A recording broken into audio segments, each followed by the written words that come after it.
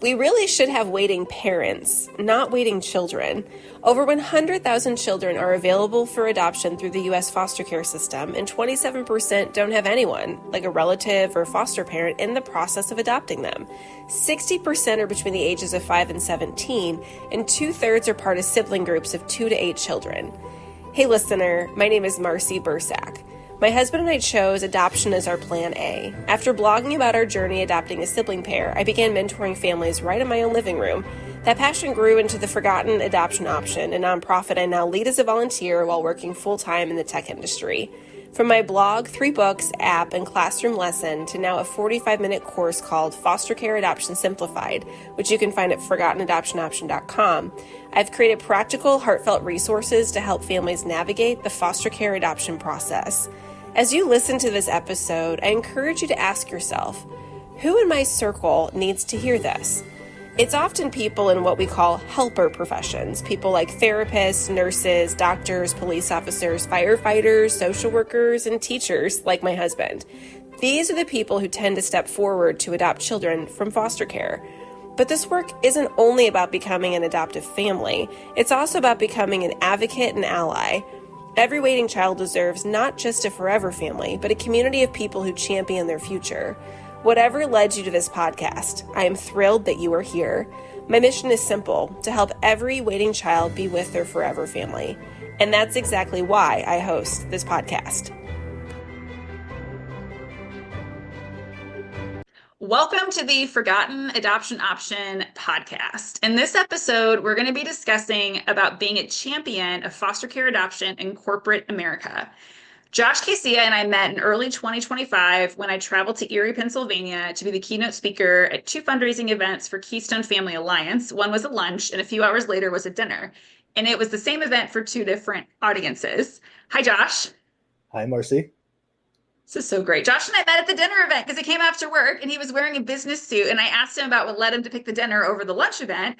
And that evening, I met others that Josh had invited and heard him share a few stories about how he gets his own network involved in the foster care and adoption space. So I was so intrigued by his very intentional approach because he filled the table and was passionate about all this, that I asked if he would come and inspire you and give you ideas for how you can be a catalyst with your colleagues and professional relationships. Josh is a very special person. I'm excited for you all to hear a bit about his story and ever-growing family. So Josh, you and your wife was there also at this evening event. Can you talk about kind of how you and Elena got involved at the get-go about caring for children in the foster care system?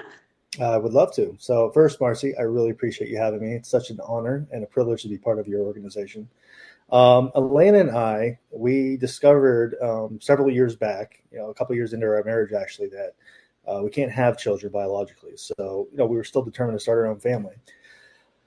We did look at several private adoption agencies, and I remember distinctly after interviewing with our third, we were driving home and kind of talking about it. And, each agency had its own thing that didn't quite align with our vision of the process. And as we're driving home that night, we saw a billboard talking about foster care.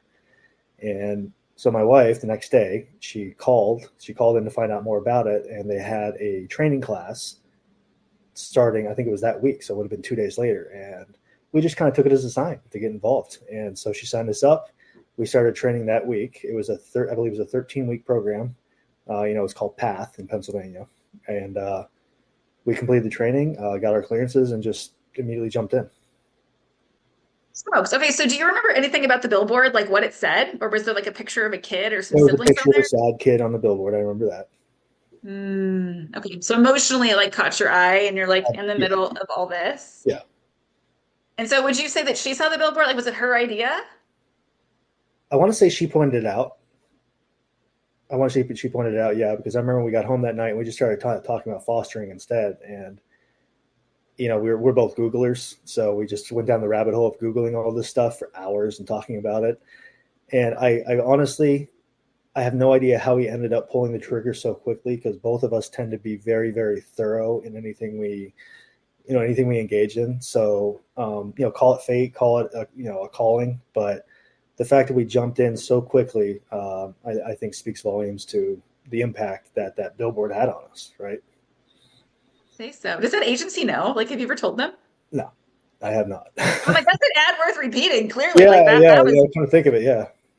That was brilliant. Okay, so you see the billboard, you very rapidly respond. And so, present day, can you tell us the shape of your family? Like, how many kids do you have?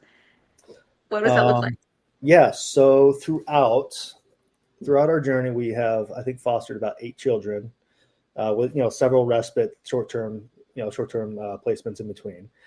We just finalized our third adoption from the foster care system that happened March 28th. We had a big celebration for it in February. It was so much fun. So we have 2 teenagers, both 14, and then we have our youngest is about 2.5. And we are very much looking forward to expanding that family as time goes on. So beautiful. So you have 3 kids, all through adoption, and you say 2 14-year-olds. Are they siblings? Well, they can't be siblings. They're like this. They're like the same age, right? Are they from 2 different placements then? No, they are fraternal twins. Oh, okay, okay. That does make more sense now because I was like, how? Okay, that's fascinating. And so you from a adoption standpoint, you did it in age order then? You did your older ones and then your younger one? Yeah, but there was no rhyme or reason there. So when we originally, when you set up for fostering, you kind of choose some parameters. So our original parameters were 5 and under, and we very quickly violated that. I think either our second or third placement, we had 2 kids over that age, and then of course we talked about the teenagers who were 13 turning 14 when we took them. So yeah, we threw those right out the window. Good place to let our listeners know this too, because I'm finishing up a research study across the country about like what actually happens when you say I want a this or this shape. Because for my husband and me, we said up to 2 kids, and I think our age range was like age 5 to 11 because my husband's grandfather had been orphaned during that age group. And when we learned about our kids that were in preschool, and we had a very similar to you, a very short window to respond. We had to go get our license switched because we were like, we don't have license for preschool kids. This is all new to us, and so that's yeah. So listeners, if you're thinking a certain shape or age bracket, maybe just realize that that's good to put it on paper, but be flexible. It's What like the actually, thing. You absolutely, it's definitely a part of the process, and it's not yeah, something you can avoid necessarily before you take placements. I remember you have to put on the papers all of that information, and of course, if you're open to anything, you just wouldn't fill it out, right? But there's no license restrictions, at least not in Pennsylvania. So you can change your parameters whenever you feel like it. And to that point, I would encourage you to be open minded.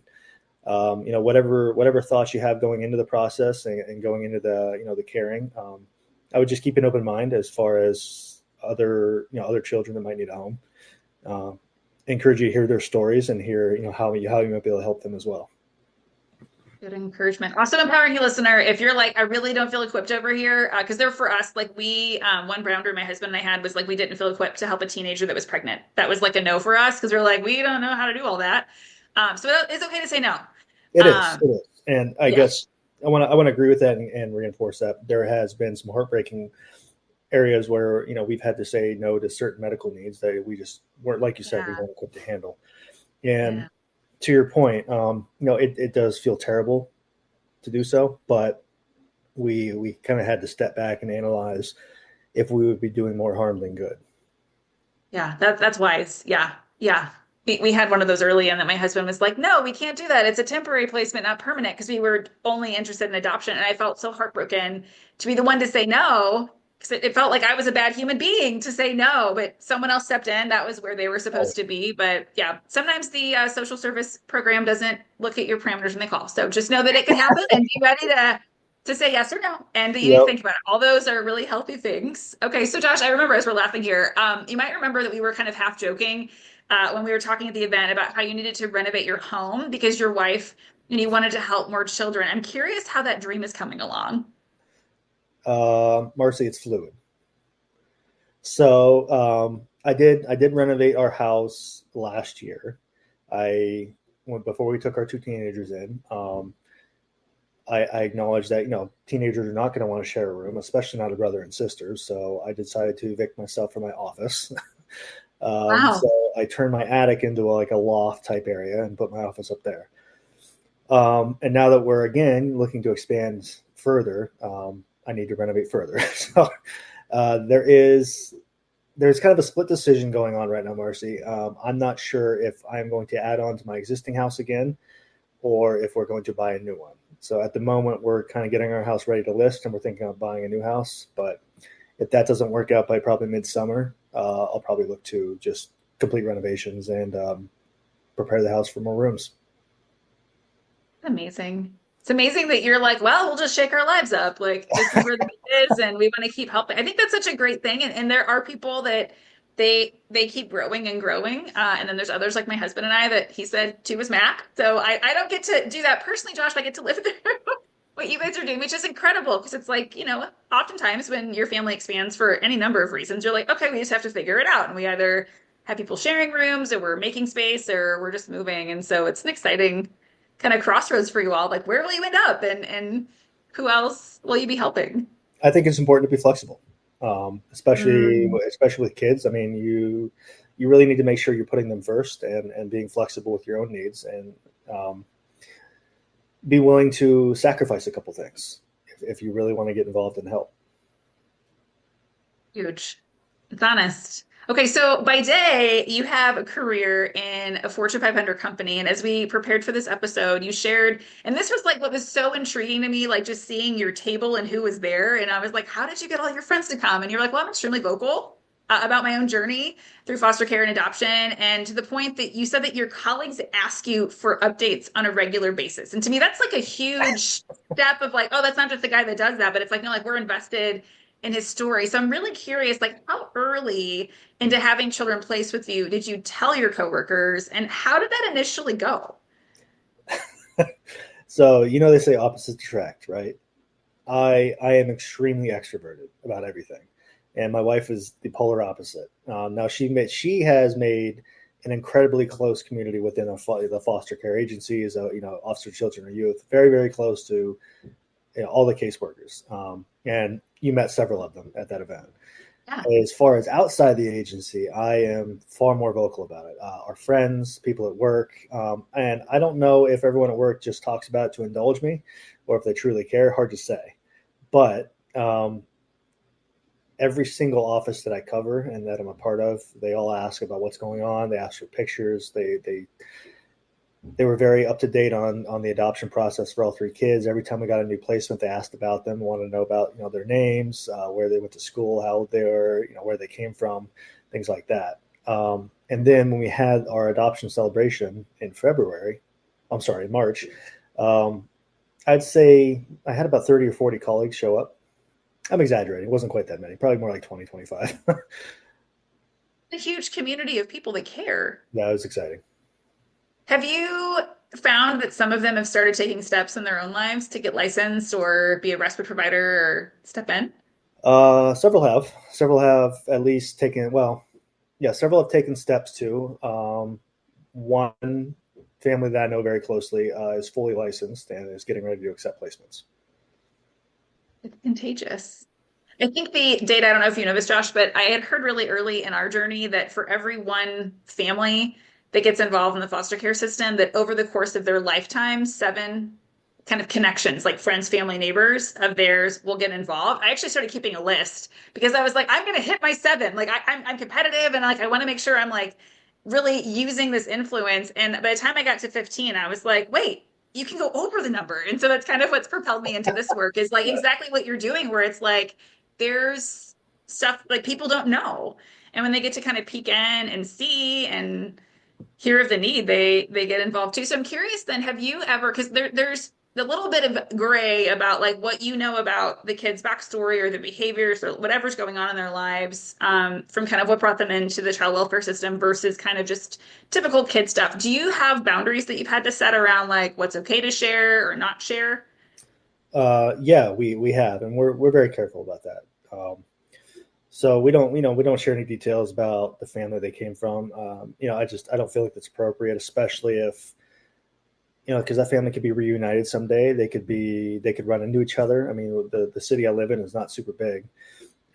So whatever happened with that family, whatever hardship they're going through, it can be resolved. That's the whole point of the foster system, right? And Mhm. so I'm sure they would be mortified to hear the hardest, lowest point in their life is being shared with strangers. So no, we don't don't share what happened and what caused the removal, if there was one. We just talk about the kids, talk about the progress they're making. Maybe some reservations they had when they came to us. That's about it. Such a wise gift. And I fully support that because we do something very similar. It's like if our kids ever want to share their story, they can, but it's not ours to tell. Like we can talk to you about being a parent, and it sounds like what the angle is that you all are doing, that you're just treating them like kids and helping your network just kind of see that they're kids and they're growing and things are going on. And I'm curious, as you share and advocate in all the different kind of parts of your life for children in the foster care system, what is your intention? Because I'm seeing your colleagues are so supportive of you, and then they get involved and come to events with you and they're helping and celebrating. Like, do you have intention, or are you more just like, I'm just sharing because I love these kids and whatever happens? Marcy, I wish I could say I had some grand, well thought out end game there. I don't. I just don't. Call it giddy optimism, I guess. I'm so methodical in my work that I guess all that spontaneity and all that energy gets released in my passion for fostering. That I don't have a plan. I just talk about it with whoever will hear about it, and if they want to get involved, great. They can come hang out with me, and I'll talk more about it. I do want to see as many people get involved as I possibly can, but I don't pressure anyone to do so. I think it's more indirect in the way we talk about it and our experiences is less so than, hey, you should be a foster parent. I think it's that indirect contact that's been relatively successful for us anyways. You don't want to tell someone, you're more just like, I'm just sharing kind of the story of what's going on. So Josh, I think our listeners are also wondering, like, you didn't tell us what Josh does for a living. So what industry would you say you're in?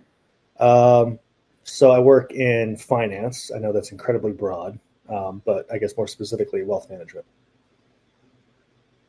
Just to give context for listeners that are like, how is he doing all this? Like, where is he seeing all these people? So for listeners, maybe Josh, that are in the process, maybe they're near licensing, or they currently have children placed with them, or maybe they've gone as far as adopting children to the foster care system, and maybe they're kind of like, I'm not sure how to talk about this to the people who are around, and sometimes maybe I feel like I overshare, or maybe I question how I shared. What kind of advice or encouragement would you give them about kind of how to discern what's appropriate? Good question. Very good question. I would say, think of it like this. Think about if you had children, what you would want strangers to know about your children. Take it that way. So if it's something that you wouldn't want anyone to know about your son or daughter, then that's probably something that you'd want to keep close to your chest and just keep between you and your family. There's a bit of thinking in there. Like, it's not just stream of consciousness. It's like really to be intentional with like a filter. Well, and I would say a big part of that comes to protection of the kids. So the entire purpose and the core component of why we foster is to protect children, right? And we're removing them from one dangerous situation or another, whatever caused that removal to begin with.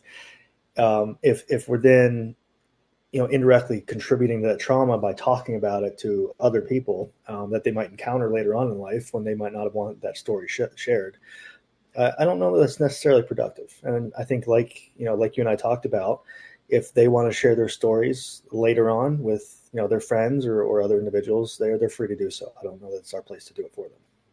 Yeah, I 100% agree.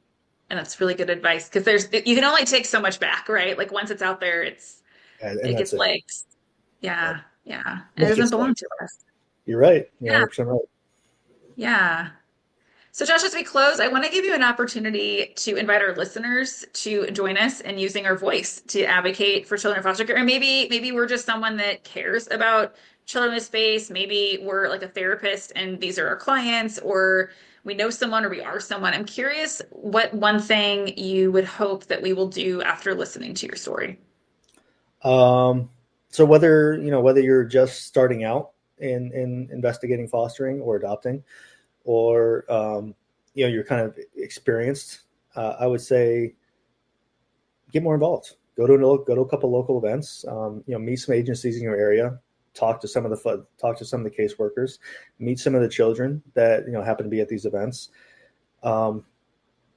I think it's really important to remember that this is the most vulnerable part of our society, and we have a moral obligation to look after them. So whatever you can do, whether even if it's not opening your home, just getting involved and being vocal about the many options out there is still going to help, right? So good. Josh, this has been so fun. I love that, like, once upon a wintry season in Erie, Pennsylvania, I think at the time that I came in town, you all were like the snow globe capital of the world. Like, there was so much snow and there was like a tundra. Like, I had to fly into Ohio because I couldn't get over there. Like, it's amazing to me the people you get to meet along this journey that are doing very, to me, it's just amazing to hear the heart of where you and your wife got started and then where you've come and how you're continuing to go. So thanks for taking time out to let us know where you are right now and to hear some of the backstory. I really appreciate you giving me the opportunity to share. Thank you so much for spending time with us. It truly matters that you listen today, because by tuning in, you're opening your heart to the stories of children in foster care, sparking empathy and starting to see how your unique role, whether as a friend, advocate, or even as a future adoptive parent, can bring hope and belonging to a child or sibling group that is waiting. I also want to personally invite you to reach out to me to ask anything that's on your heart. I promise no judgment. You can find me on Facebook, LinkedIn, and Instagram, and I mean it when I say you can ask anything. I know it can feel awkward to ask questions publicly, and that's why I carve out time during my lunch hour and evenings while my kids and husband are at martial arts to mentor others one-on-one. Your questions matter, your curiosity matters, and most importantly, the role you are playing in helping children in foster care matters. Together, we can bring hope and belonging. Until next time, take care and keep the conversation going.